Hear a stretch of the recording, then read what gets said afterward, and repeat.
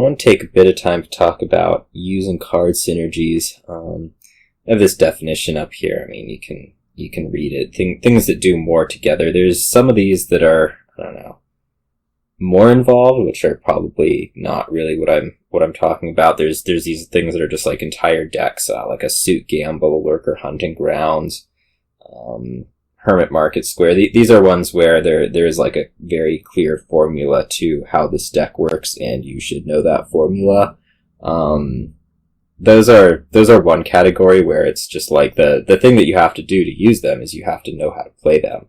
And that will come from probably either reading it, maybe in some cases, like with a Hermit Market Square, you should probably practice it once or twice, but these are more like memory driven, whereas I want to kind of focus more on ones that are like, I don't know, minor, something like, I don't know, random ass Trasher in a Market Square, not necessarily Hermit, or you're gonna do something with a nice gain synergy, whatever.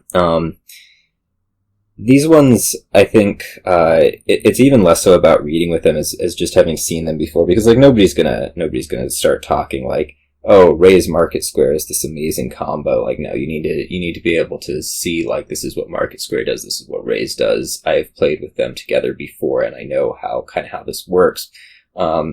So really, having done that, will enable you. I mean, you remember things that work well together, and so chances are, if you see them again, you'll go, oh, I remember that game where I either, was far superior and my intellect, or got completely beat up by somebody who knew about it.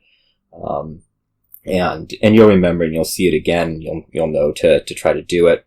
But I think the more thing that I want to focus on is like, among all of these different things, when are we trying to make this start to happen in our decks? And there's kind of three major questions. One is, where does it occur? What I mean by where does it occur is basically like, is it something that is happening in your hand? That would be something like a Trasher plus Market Square. That's the example I'm using for this. But the other ones is something like, I don't know, a Groom plus 4-cost green card, or a Livery plus Border Village, for example. I mean, these are not happening in your hand. These are happening out on the board. I mean, they're happening when you're buying something or gaining something. And in those cases, like, you try to make it happen really quickly, right? I mean, if you want Livery Border Village to work, you have to be getting a Livery, and you have to be playing it, buying Border Village. You get your extra horse from it. It's amazing. And it starts to work right away. Like, you just put a Livery in and suddenly you're there. Whereas something like, we'll go back to Market Square Trasher. You have to be able to reliably put these things together. And so, getting Market Square plus Trasher, into your hand, into your deck right away might not be the greatest thing ever. You may want to, show a little patience, make it so that you are definitely going to see the Market Square and Trasher together before you start trying to, get your gold, because, if we look at, I guess we'll call it the third question, how accelerating is hitting, even if you put the Trasher Market Square in right away and you collide them right away, like, your deck is not in a state where you are in a good spot to be using that gold. And so, like, even though you got this gold, which is, fantastic, you're not actually getting a whole lot of acceleration with it until you've developed your deck a little bit further. So that's one thing to consider there. And then the other is, like, how okay am I with missing? There's different ones. I'm going to take another example, like, we'll call it a King's Court plus any action, although you'd really like it to be on whichever action you want to King's Court the most. Like, how okay am I with missing this particular synergy?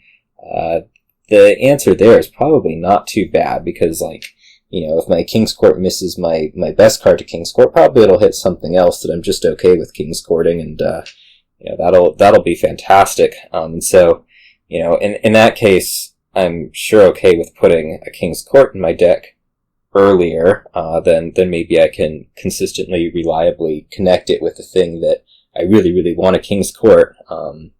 Both because, I'm pretty okay with missing. Like, if I miss it, probably I can get another King's Court, I'll have more chances at it. And then how accelerating is hitting? Well, if I King's Court this amazing card, probably, I'm going to be running away with this game. And so that's one where, I'm going to be trying to do it as soon as possible, just because, if I don't miss, probably I'm going to win. And so let's try to do that one sooner, whereas something that is, going to be a little bit less, I win the game as soon as I do this, if I do it before my opponent, probably do a little bit more waiting on that just to make sure that you have control, will get it together, and can actually reap the benefits of it.